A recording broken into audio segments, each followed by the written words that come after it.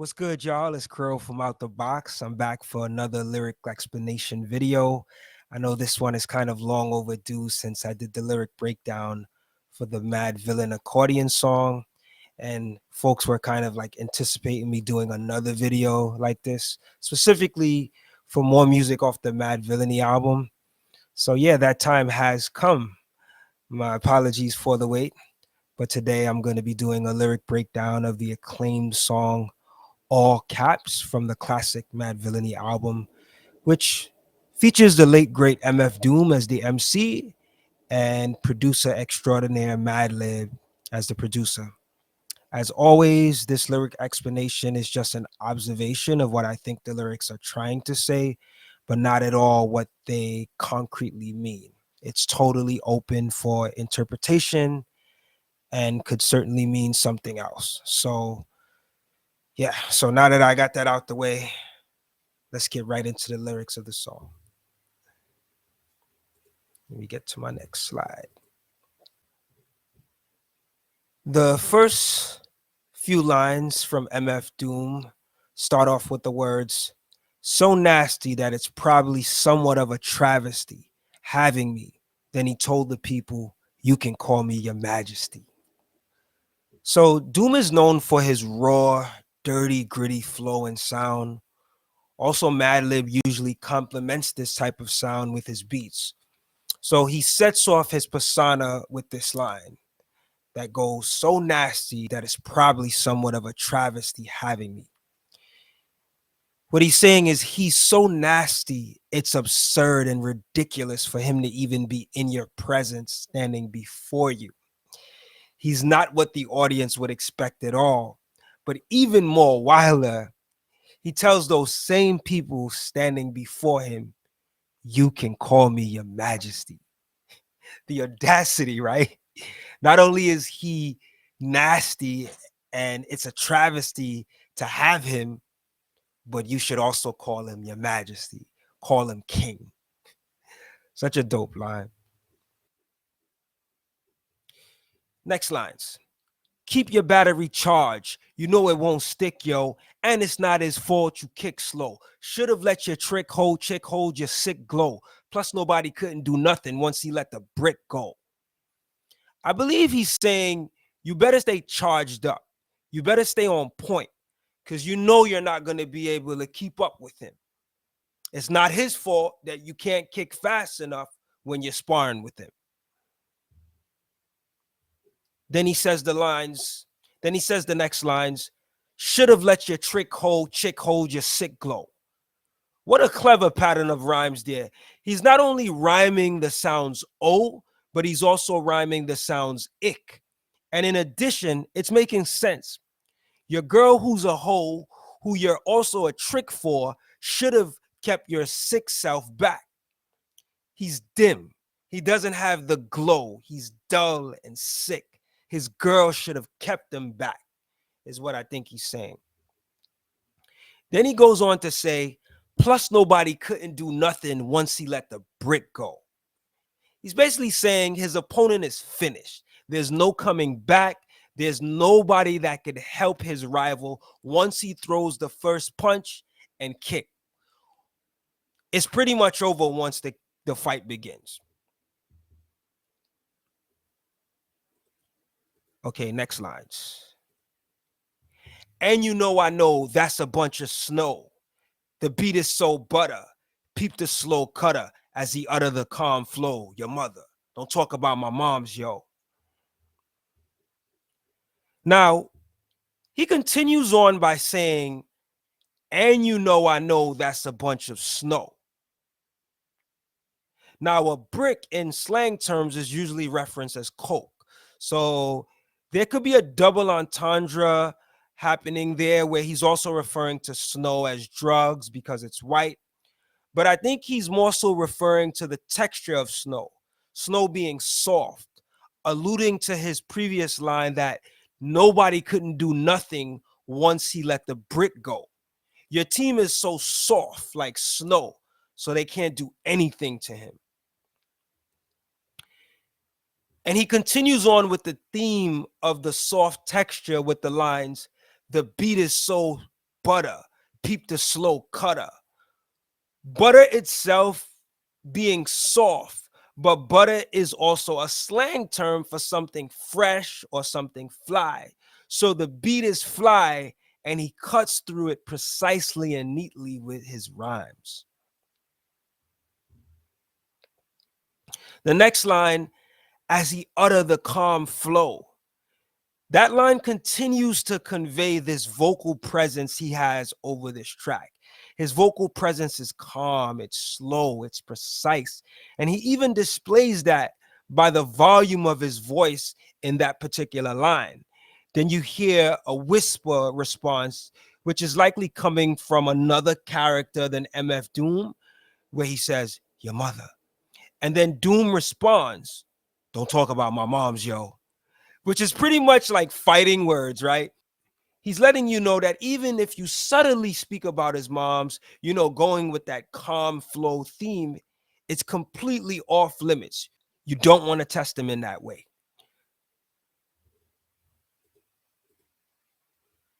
Okay, next lyric. Sometimes he rhyme quick, sometimes he rhyme slow, or vice versa. Whip up a slice of nice verse pie, hit it on the first try, villain, the worst guy. He's saying in these lines, he has the versatility to rhyme fast or to rhyme slow, or either way around. His verses are so hard, it'll hit you like a nice slice of pie in your face. And he'll hit it on the first try. Remember, he's the villain, the worst guy you want to be around.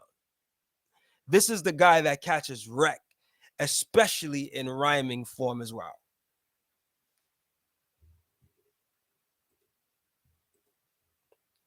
Spot hot tracks like Spot a Pair of Fat Asses, shots of the scotch from out the square shot glasses, and he won't stop till he got the masses and show them what they know not through flows of hot molasses.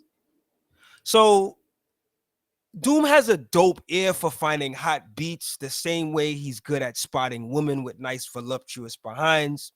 Then he goes on to loosely reference his recreational, alcohol drinking with the lines like shots of the scotch from out the square shot glasses. He makes this reference by cleverly rhyming the sounds shots and scotch.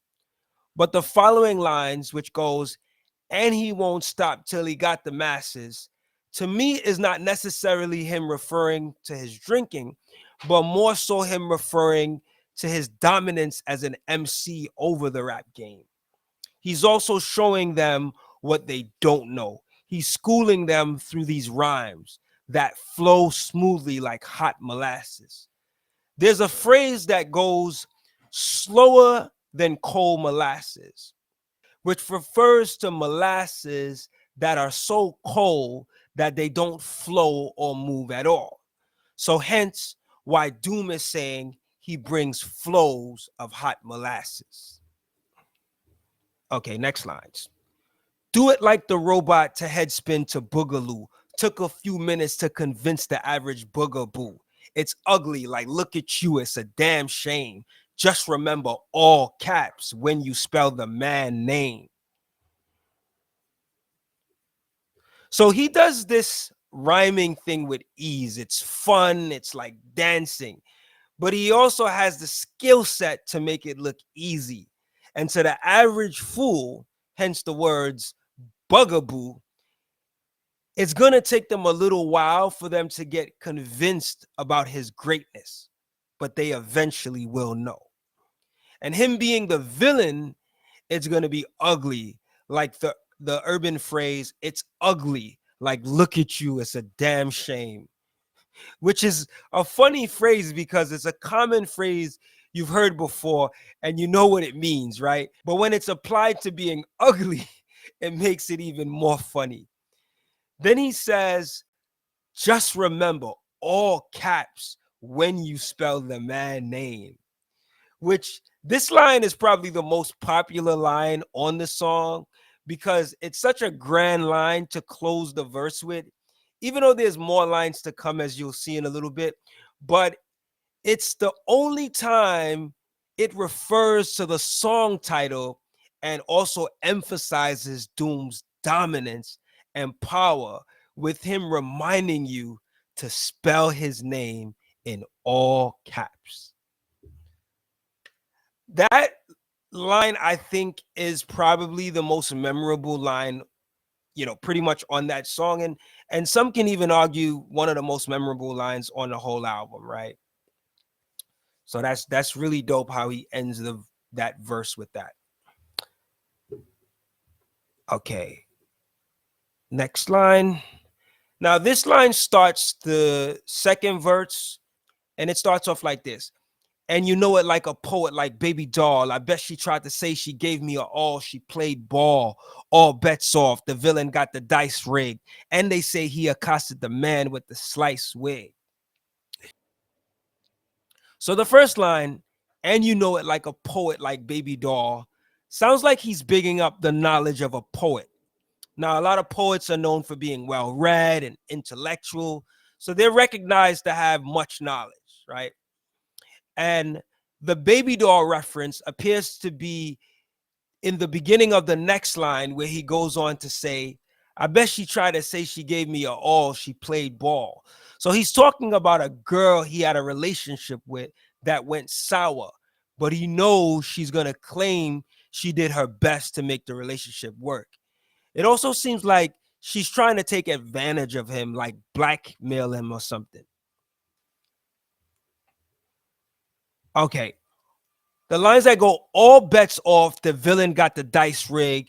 He's basically saying to that girl, and perhaps the rivalry in the industry, that if you come for him, you're going to lose.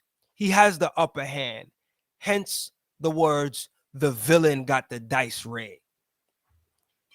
Then he goes on to say, and they say he accosted the man with the sliced wig. So this line is where Doom is showing that he has a reputation for confronting and handling those who disrespect or rival him. To accost means to approach or speak to someone in an often challenging or in an aggressive way. And this guy also has a sliced face, hence the term sliced wig. So he's saying, ask around. They know he handled this guy with a scar on his face. Now it could be Doom. Now it could be that Doom is saying that he actually scarred this guy, or it could also be him saying he was brave enough to confront this guy who has this scar on his face. Sometimes, typically, gangsters or tough guys would have a scar on their face, right? Or a sliced scar on their face. And I want to be clear, this is absolutely not a trait for everyone who's considered a tough guy or a gangster. But when you do see it, the sliced face is usually an indicator that the person has been through some battles or some tough warlike situations in the streets, right?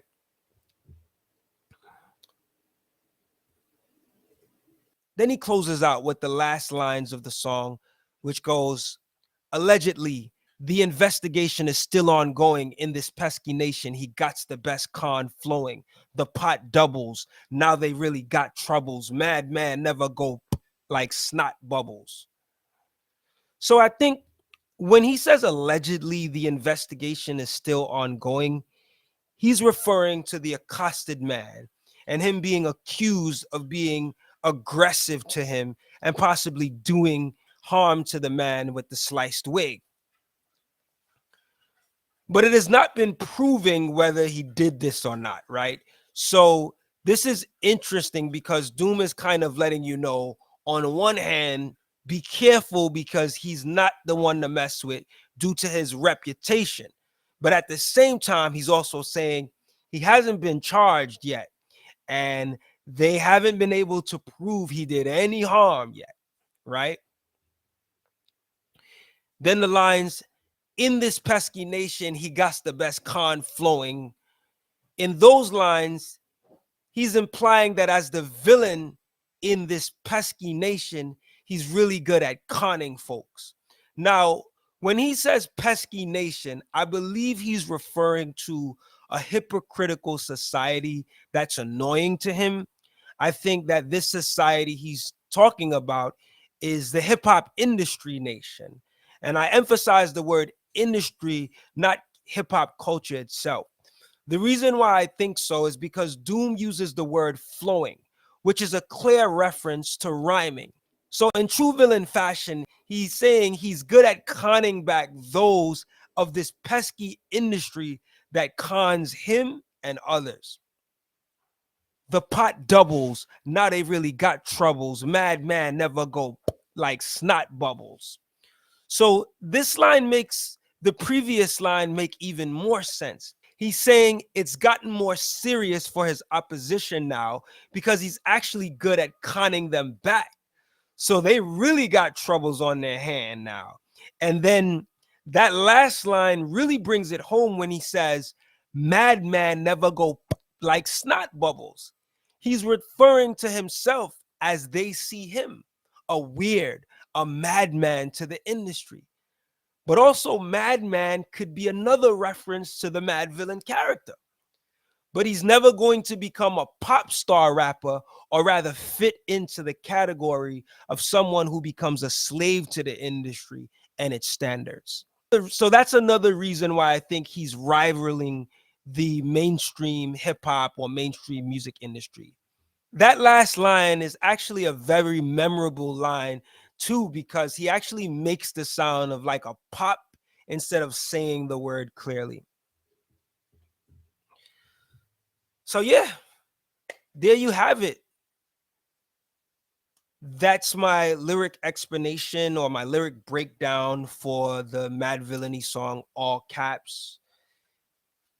I want to make it clear to state that, you know, when you listen to MF Doom, if you don't know already, he rhymes in multiple characters, right? You're listening to an actual character in rhyme form, you know, and he has multiple aliases or different character names that he goes by. So sometimes he's in character of MF Doom, sometimes he's in character of Victor Vaughn, sometimes he's in character of King Ghidorah, you know. So if you're already familiar with Doom's music, you already know that he's in character, but I wanted to emphasize that as well, you know. But yeah, let me know what y'all think about this lyric explanation video. Please feel encouraged to leave a comment, you know, down below. Feel encouraged to share the video, like the video. Let me know what you guys think. I look forward to doing more videos like this. You know, make sure you subscribe to the channel, and you know, so you're notified when I do new videos. You know, I want to also give rest in peace to one of the greatest MCs of all time, MF Doom. You know, so yeah, man, I hope you guys enjoy the video, enjoy the lyric breakdown. Let me know what you think. I'll catch you guys on the next video. Till then, I want to say peace, love, and light. Take it easy.